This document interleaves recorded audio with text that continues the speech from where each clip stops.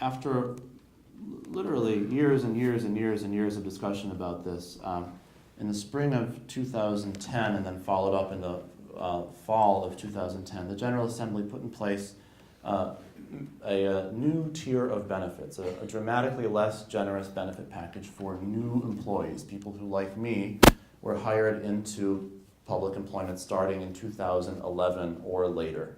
So that benefit package is a lot cheaper. It's structured the same kind of way, only the retirement age is much later, the annual adjustments are less, and so forth. And it's really an altogether very affordable plan. And for a long time, the kind of status quo in pension discussions in the state of Illinois was that was kind of all you can do. It was all you can do, some people would argue, because you just can't change the rules for people who are in the system. And particularly, many people argued that it was all you could do because of a constitutional question. So I brought here with me Article 13, Section 5 of the Illinois State Constitution, which reads as follows. It says, membership in any pension or retirement system of the state, any unit of local government or school district, or any agency or instrumentality thereof, shall be an enforceable contractual relationship, the benefits of which shall not be diminished or impaired.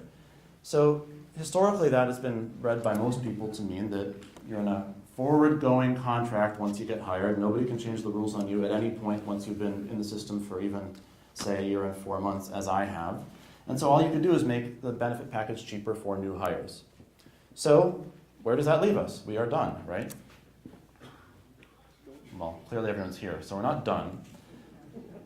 Why are we not done? Well, we're not done because we now return to the dicey question of how to pay down this giant debt that's been accrued, this $85 or so billion debt that's been accrued over many years, associated with many retirees and current employees as well.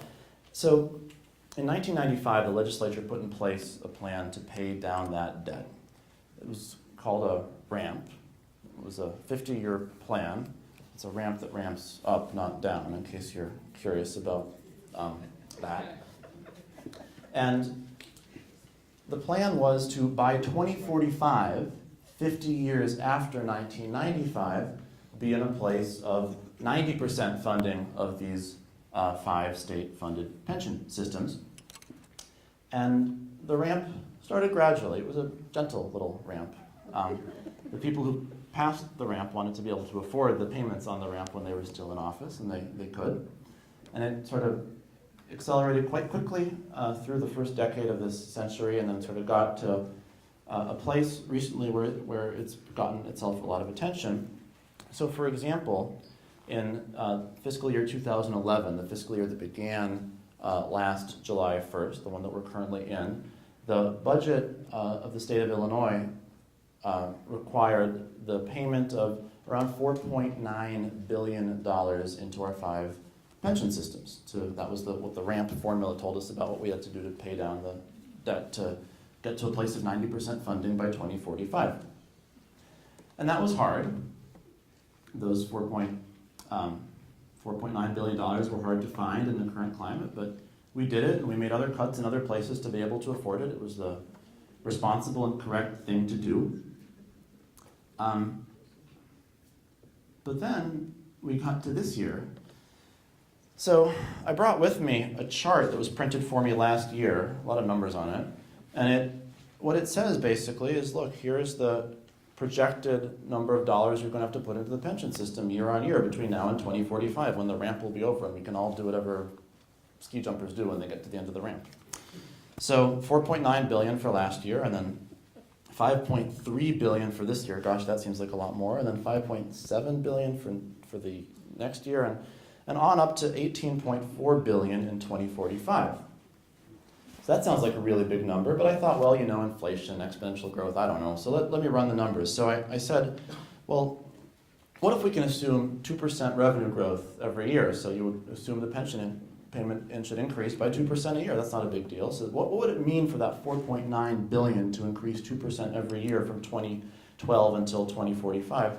Well, that would leave us with a $9.5 billion payment. So if the growth was just 2% a year, which, gosh, we could manage that, then we'd be at 9.5 billion, and that would be manageable, except It's supposed to be 18.4 billion. So okay, that doesn't work out. So now suddenly the pension payment has even doubled compared to inflation, doubled compared to the rest of our budget, doubled in terms of how much other stuff it crowds out of the budget. So that's a problem. So okay, let's assume better economic growth. What if we have 2.5% economic growth? Then that only gets you up to 11.2 billion. And in fact, even if you assume 3% economic growth, which is pretty generous to assume, you still only get 13.1 billion. So what you're finding is this growing pension payment is going to take up at least 50% more of the budget by then than it does now, even under these very generous assumptions. But wait, we're not done yet. Because remember, I said last year we put in 4.9 billion, and this chart says we're supposed to put in 5.3 billion this year.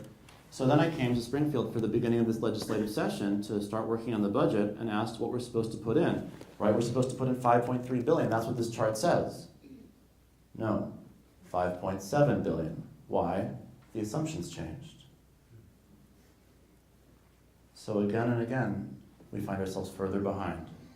Further behind because the investments underperform, further behind because assumptions about revenue, assumptions about pay raises turn out to be wrong, assumptions about age of retirement turn out to be wrong, assumptions about longevity turn out to be wrong. We find ourselves further and further behind. So even this set of numbers, which look terrifying, is a radical underestimate of the realistic cost because we just find ourselves with more and more catching up to do.